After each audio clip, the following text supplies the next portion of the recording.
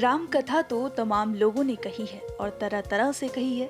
इन्हीं कथाओं और राम पर हुई रिसर्च पर विचार करने के लिए शोधकर्ताओं का संगम झीलों की नगरी भोपाल में हो रहा है। मॉरिशस की तर्ज पर भोपाल में शुरू किए गए रामायण केंद्र में 17, 18 और 19 मार्च को अंतर्राष्ट्रीय रामायण अधिवेशन का आयोजन किया जा रहा है, जिसके लिए दुनिया भर से 80 शोधकर्ताओं ने अपना रजिस्ट्रेशन करवाया है। रामायण केंद्र एक संस्थान है जो भोपाल में है और इसके माध्यम से हम जो रामायण के क्षेत्र में जितने भी शोधपरक कार्य हो सकते हैं उन सबको एकत्र करने का प्रयास कर रहे हैं। बहुत सारे लोग हैं जो इसमें मदद करते हैं और इसकी स्थापना के बारे में एक चीज़ बताना आवश्यक है कि मॉरिशस में एक संस्थान है जिसका नाम है रामायण सेंटर। तो जब मेरा वहाँ जाना हुआ था तो उसको देखकर मुझे पहली बार ऐसा लगा कि रामायण के बहुत सारे क्षेत्र हो सकते हैं जिन पे काम करने की और करवाए जाने की आवश्यकता है। तो वहीं से हमने उसका प्रारूप लेकर और विचार किया और बड़ी खुशी हुई कि लोगों ने अच्छा रिस्पांस दिया और फिर हमने प्रयास किया कि भारत में एक ऐसा संस्थान हो जो रामायण के समग्र रूप को पर काम करे।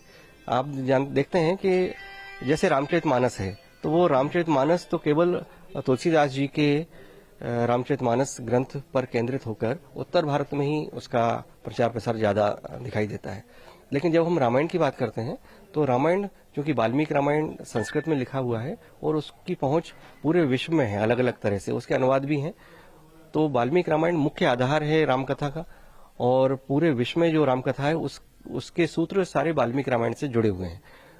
तो ये हमें एक बहुत सकारात्मक संकेत मिला कि हम पूरे विश्व में जो रामकथा पर जो काम हो रहे हैं उनको खासकर शोध हो रहे हैं। 3 संस्थाओं ने मिलकर के अंतर्राष्ट्रीय रामायण अधिवेशन आयोजित करने का निश्चय किया है। अमेरिका की ह्यूस्टन नगर की एक रामचरित भवन नाम की संस्था है। दूसरा तुलसी मानस प्रतिष्ठान है जिसमें हम सब लोग हैं। तीसरा रामायण केंद्र है जो वर्षों से इसी काम में लगा हुआ है। वो ऑनलाइन और ऑफलाइन कॉन्फ्रेंस कराते रहते हैं, व्याख्यान कराते रहते हैं। ऐसे सब लोगों ने मिलकर के ये विचार किया कि दुनिया को रामचरितमानस, भगवान राम के जीवन का संदेश दुनिया को पहुंचे और संसार के लोग, समाज के सभ्य लोग, समाज के सकारात्मक सोच वाले लोग, सात्विक जीवन व्यतीत करने वाले लोग भगवान राम के जीवन से प्रेरणा लें और निर्विकार, निरपराध, निर्विकार और ऐसे निर्दोष जीवन को, विमल जीवन को, निर्मल जीवन को व्यतीत करें जिससे मानव सभ्यता में हम 4 चांद लगा सकें।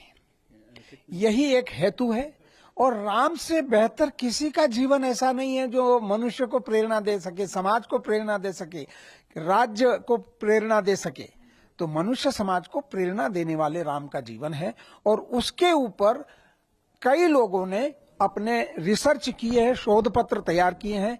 ऐसे 80 लोगों ने इस कार्यक्रम के लिए पंजीयन कराया है। रामायण केंद्र के निदेशक डॉक्टर राजेश श्रीवास्तव कहते हैं कि रामायण में बहुत सारे ऐसे प्रसंग हैं जो हमें कथावाचकों और रामलीला में देखने को मिलते हैं, लेकिन वह कहाँ उपलब्ध है इसकी जानकारी किसी को नहीं है। रामायण केंद्र अब तक करीब 100 से ज्यादा ऑनलाइन और ऑफलाइन सेमिनार कर चुका है, जिसके जरिए सही जानकारी लोगों तक पहुंच रही है।